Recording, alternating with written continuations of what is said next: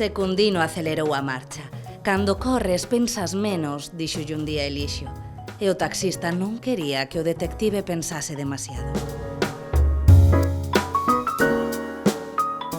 Só os mortos saben a verdade é a terceira novela de Óscar Guzmán, onde nos presenta o detective de seguros Alfredo que visita o noso protagonista Secundino para investigar un atropelo.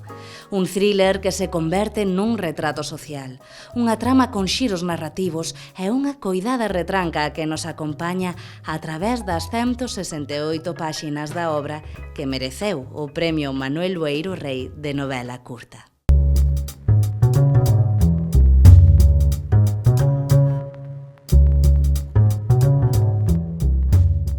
Descansar a sala de Dino Mariño foi casi unha necesidade, non? Mudar de personaxes, mudar de historia. Se antes me achegaba un pouco máis a Agatha Christie, agora creo que foi un pouco máis de Hitchcock, non? Dentro dese xénero, desa escuridade, pois sempre hai unha reflexión social, sobre todo por os anos que teño. Que vas vendo cousas, vas palpando realidades, vas vendo como o tempo pasa, e só os mortos saben a verdade. De feito, é un achegamento á idade, non? A como os imperios se van destruindo e como a idade te vai deixando de lado.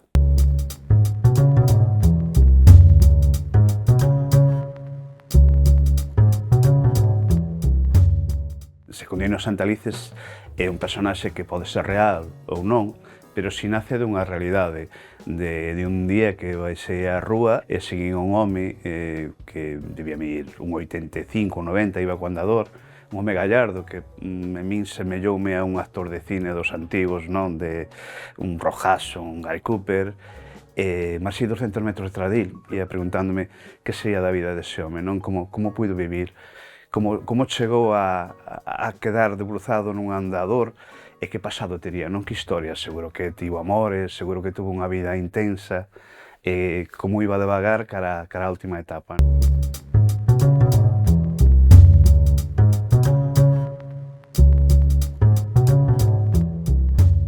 A linguaxe é fundamental.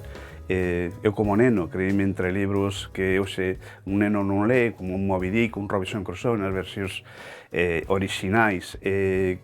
Sigo pensando que teñen moitísima importancia. Sei que nestes momentos se buscan lecturas áxiles, rápidas, adictivas. Eu necesito esas reflexións. Estou nese momento de quizáis expresar tamén ese pesimismo, pero a súa vez esa esperanza, non? Necesito expresar eso que eu sinto moitísimas veces. Quizáis un libro é unha maneira de escapar e de contar cousas que ti sintes a través de outros personaxes.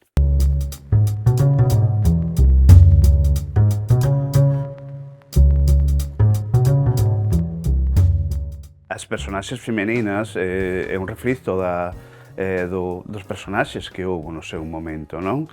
Esa Margarita, houve moitas Margaritas en tempos, non? Eses valores, esa sensación que foi unha educación de pais a fillas e de nais a fillas, incluso o traballo que nos deu mudalo, non? Entonces, os personaxes femininos meus, pero creo que en todo o que escribo, están moi marcados por un pasado, non por un presente.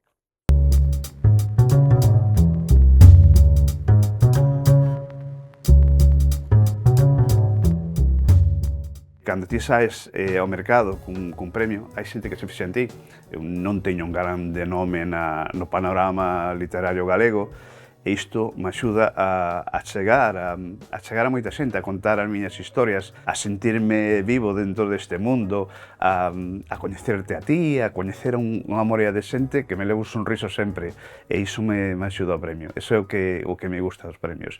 O resto, bueno, en fin, todo ten as súas cousas boas e malas, non?